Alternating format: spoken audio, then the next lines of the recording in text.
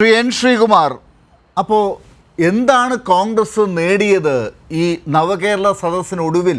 അതിൻ്റെ പിന്നാലെ ഷൂവും കൊണ്ടും കല്ലും കൊണ്ടും കരിങ്കൊടി കൊണ്ടുമൊക്കെ പാഞ്ഞതിന് എന്ത് അവസാനം കിട്ടി എന്ന ചോദ്യത്തിന് കോൺഗ്രസിന് നഷ്ടങ്ങളുടെ കണക്ക് മാത്രമാണോ ഉള്ളത്? ഡോക്ടർ ലാലേ, ഈ നവകേരള സദസ്സ് കഴിഞ്ഞപ്പോൾ കോൺഗ്രസിന് മേൽക്കൈ എന്ന് വ്യാപകമായ ഒരു പ്രചാരം കിട്ടിയത് എന്തുകൊണ്ടാണ്? നവകേരള സദസ്സിന്റെ ലക്ഷ്യം പരാജയപ്പെട്ടുകൊണ്ടാണ്. നവകേരള സദസ്സിന്റെ ഓരോ ദിവസവും മുഖ്യമന്ത്രി വാർത്താ സമ്മേളനം നടത്തുമ്പോൾ പറഞ്ഞിരുന്നത് കേരളം ഇതുവരെ കേട്ടിട്ടില്ലാത്ത, മുഖ്യമന്ത്രിമാരിൽ നിന്ന് ഉണ്ടാകാൻ പാടില്ലാത്ത ചില വിശേഷണങ്ങളും അഭിപ്രായങ്ങളും ഒക്കെയാണ്. അല്ലാതെ ഇത്ര പരാതി പരിഹരിച്ചു, ഇത്ര പേരുടെ പരാതികൾ ഞങ്ങൾ തീർത്തു, ഇതൊക്കെയാണ് നമ്മൾ പ്രതീക്ഷിച്ചത്. അല്ലെങ്കിൽ ഏതെങ്കിലും വിഭാഗത്തിന്റെ ആനുകൂല്യങ്ങൾ കൊടുക്കുന്നത്, അതൊക്കെയാണ് നമ്മൾ പ്രതീക്ഷിച്ചത്. പക്ഷേ ശ്രീമതി മറിയക്കുട്ടിയൊക്കെ കോടതിയിൽ പോകുന്ന ആ കാഴ്ചയിലേക്ക് വരെ നവകേരള സദസ്സിൽ എത്തുകയും ശ്രീമതി മറിയക്കുട്ടിക്ക് വ്യാപകമായ ഒരു പബ്ലിസിറ്റി കിട്ടുകയും ഒക്കെ ചെയ്തതും അവരെ മന്ത്രി തള്ളിപ്പറഞ്ഞതൊക്കെ നമ്മൾ കണ്ടതാണ്. പിന്നെ ഒരുപാട് അടി പിടി ഒക്കെ നടന്നത് നമ്മൾ കണ്ടതാണ്.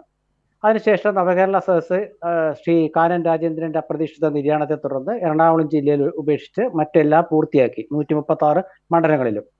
ഇന്നലെ ആ 4 മണ്ഡലങ്ങളും തീർത്തു സമാപിച്ചു. എന്നിട്ട് മുഖ്യമന്ത്രി ജനങ്ങളോട് എന്താ പറഞ്ഞത്? വല്ലതും പറഞ്ഞോ? ഞങ്ങൾ ഇത്ര ദിവസം നടന്നു, 40 ദിവസം നടന്നു, 140 മണ്ഡലങ്ങളിൽ പോയി.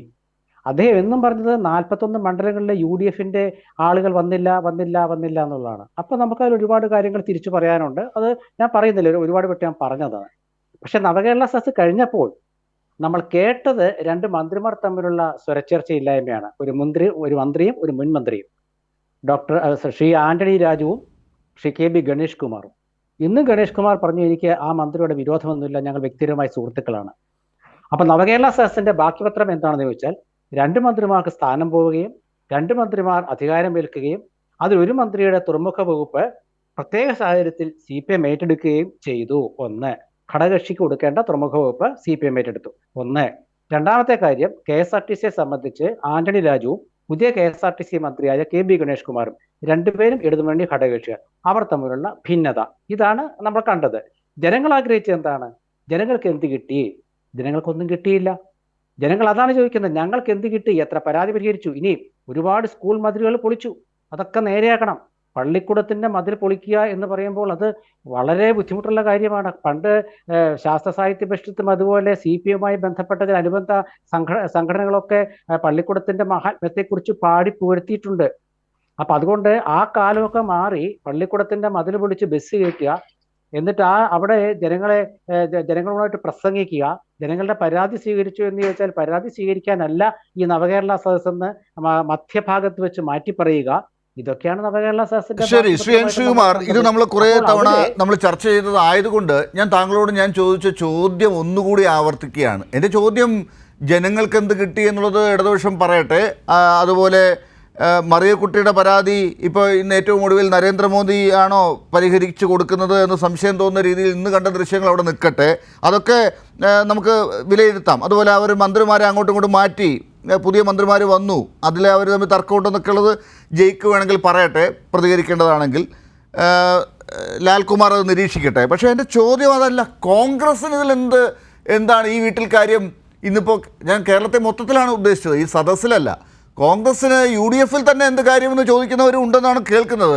ആ മുന്നണിയിൽ, UDF മുന്നണിയിൽ ഈ നവകേരള സദസ്സ് കഴിഞ്ഞപ്പോഴേക്കും കോൺഗ്രസിൻ്റെ അവസ്ഥ വല്ലാതെ പരിതാപകരമായോ? ഈ അന്ത്യകൂദാശ എന്നുള്ള വാക്കൊക്കെ കോൺഗ്രസ്സുകാർ നവകേരള സദസ്സിനെ കുറിച്ചൊക്കെ പറയുന്നുണ്ടല്ലോ, അതിന് അവർക്ക് അർഹതയില്ല, കാരണം സ്വന്തം വീട്ടിലേക്ക് നോക്കൂ എന്നാണ് ചോദിക്കുന്നത് സോഷ്യൽ മീഡിയ മുഴുവൻ. അല്ല, ഞാൻ ആദ്യം പറഞ്ഞത് അതാണ്. കോൺഗ്രസിന് കിട്ടിയ പിന്തുണയെക്കുറിച്ചാണ് ഞാൻ ആദ്യത്തെ വാചകത്തിൽ പറഞ്ഞത്. പക്ഷെ അതൊന്നുകൂടെ വിശദീകരിക്കാം. ലാല് ചോദിക്കുന്ന ചോദ്യത്തിന്റെ പൊരുൾ ആന്തരാർത്ഥം എനിക്ക് മനസ്സിലായി.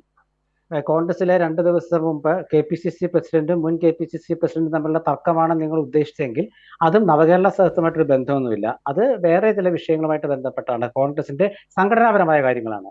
നവകേരള സദസ്സിന്റെ വിഷയത്തിൽ ശ്രീ സുധാകരനും ശ്രീ സുധീരനും ഒരേ അഭിപ്രായം തന്നെയാണ് പറഞ്ഞത്. പിന്നെ അന്ത്യകൂദാശ എന്ന് പറഞ്ഞത് ഒരു പ്രസംഗത്തിന്റെ ഭാഗമാണെന്നുണ്ടെങ്കിൽ ഒരുപാട് നേതാക്കൾ പ്രസംഗിക്കുമ്പോൾ ചില പിഴവുകൾ പറ്റും, പിന്നെ തെറ്റിതിരുത്തും, മാപ്പ് പറയും, ഖേദപ്രകടനമൊക്കെ നടത്തുന്നതൊക്കെ നമ്മുടെ നാട്ടിൽ കണ്ടിട്ടുള്ളതാണ്.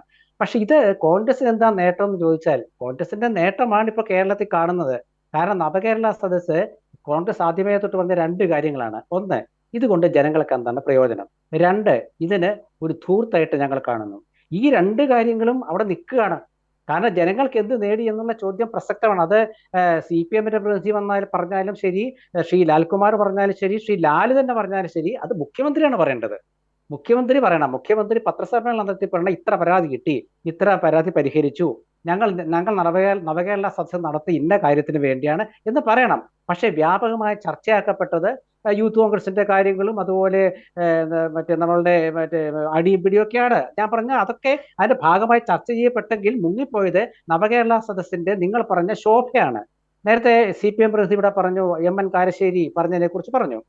ഷൂ എറിഞ്ഞത് ഞങ്ങളുടെ സമരമാർഗം ആണ് എന്ന് KSU, ഷൂ എറിയൽ തുടരും എന്ന് KSU ആദ്യം പറഞ്ഞെങ്കിലും പിറ്റേന്ന് തന്നെ അവർ തിരുത്തി. മാത്രമല്ല ആ സമരത്തോട് യോജിക്കുന്നില്ല എന്ന് കോൺഗ്രസ് നേതൃത്വം വ്യക്തമാക്കി. അപ്പോൾ കാരശ്ശേരിക്ക് മുമ്പേ തന്നെ കോൺഗ്രസ് നേതൃത്വം പറഞ്ഞു കഴിഞ്ഞു. ഞാനിത് പറയാൻ കാരണം ഇതൊക്കെ നമ്മൾ ഈ നവകേരള സദസ്സിന്റെ കാലത്ത് ചർച്ച ചെയ്തതാണ്. അപ്പോൾ ചർച്ച ചെയ്തപ്പോൾ എന്നും ഒരു അജണ്ട ഉണ്ടായിരുന്നു മുഖ്യമന്ത്രിക്ക്.